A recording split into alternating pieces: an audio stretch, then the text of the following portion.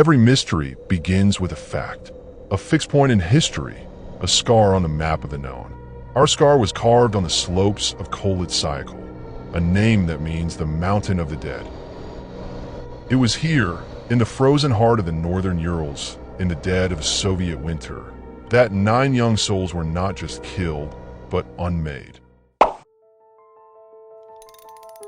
They were the best of a generation, forged in the post-war optimism of the Soviet Union. Led by Igor Dyatlov, they embarked on a journey graded Category 3, the most difficult level. They were equipped for the cold, for the terrain. But what could equip them for what they would ultimately face?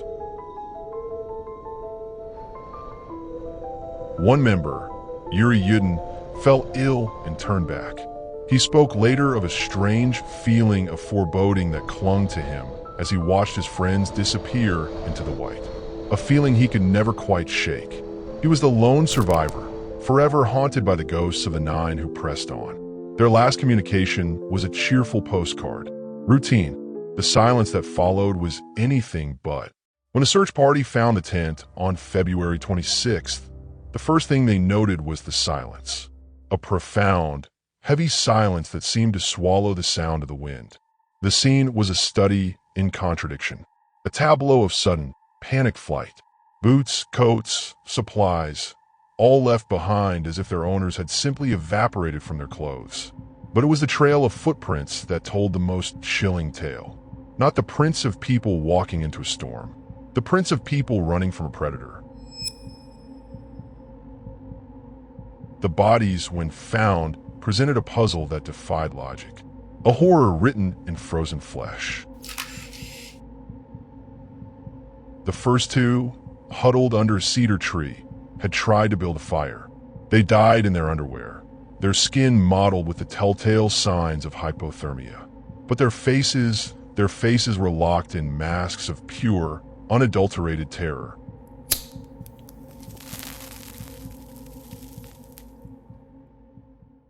The official cause was a compelling natural force, a convenient phrase. It hides the truth. Ludmila Dubanina. Her injuries were not from an animal. The removal of the tongue, the eyes, it was too precise. And the internal trauma, crushed ribs, a heart pulped inside a full, intact chest cavity. How do you explain that? It was as if a tremendous pressure, an invisible hand, had simply squeezed. The final 4, found in a ravine, were a tragedy within a tragedy. They had taken clothes from the others. They had tried to survive, to care for the injured. But their bodies told the same story. Fractured skulls with no external marks. Traces of radiation that glowed faintly on the Geiger counter, like a ghostly afterthought. We sealed the files, not to hide a conspiracy, but to hide our own ignorance. We were afraid of what we didn't understand. For decades, the theories have flourished in the dark soil of the unknown. Yetis, missile tests, madness. But the truth is often stranger and far more personal than any fiction. Elena Petrova, a digital archivist, wasn't looking for monsters. She was looking for mislabeled boxes. And in 2021, she found one. A small, locked case from the Sverdlovsk archives, marked geological samples. Inside was Igor Dyatlov's private journal. The early entries are mundane. Lists of supplies, jokes, the petty irritations of a long trek. Then the tone curdles.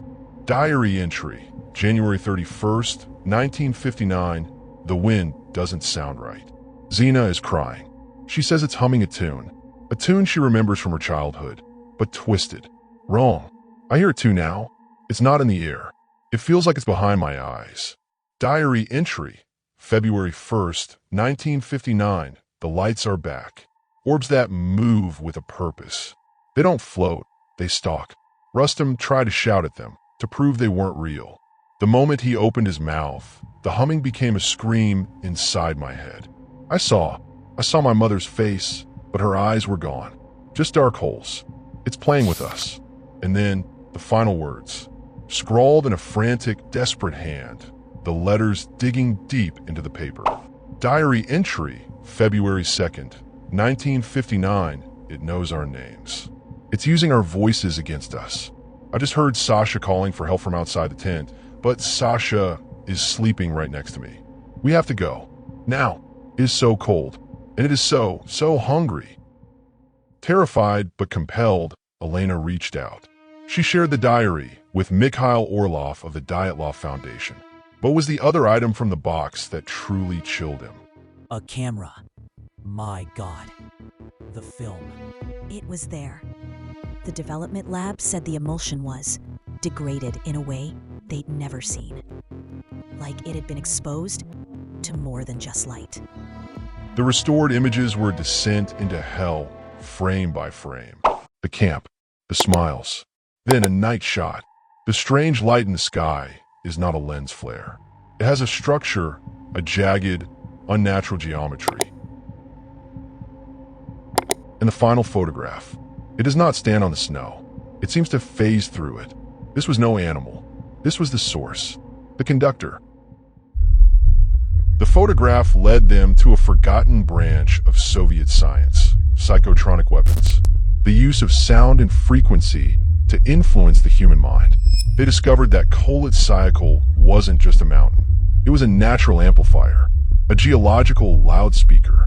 But the official theory that wind created random, panic-inducing infrasound was only half the truth. The most horrifying half.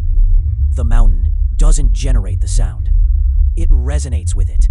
It absorbs emotional energy, terror, pain, agony, and it stores it like a battery.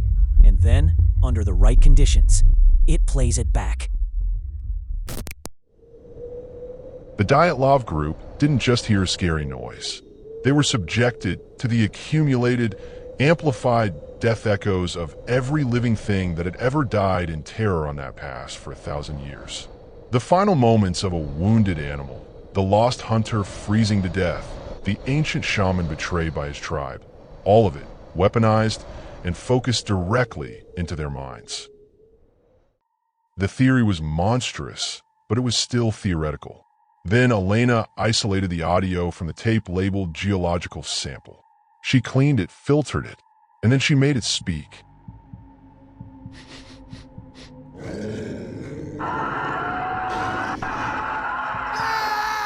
It wasn't a recording. It was a presence, a conscious, hungry intelligence woven from pure trauma, using the mountain as its larynx.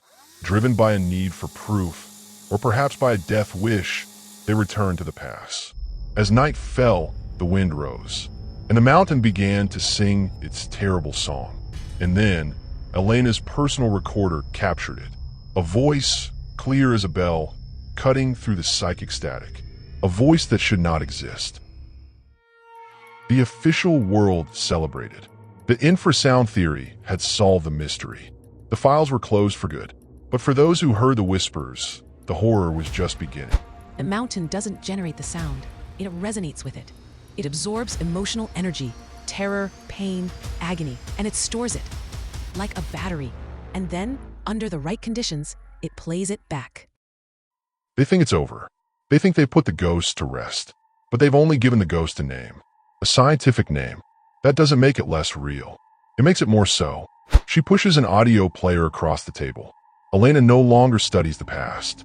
She monitors the present. She listens to live feeds from seismic stations around the world, searching for a specific, terrifying frequency pattern.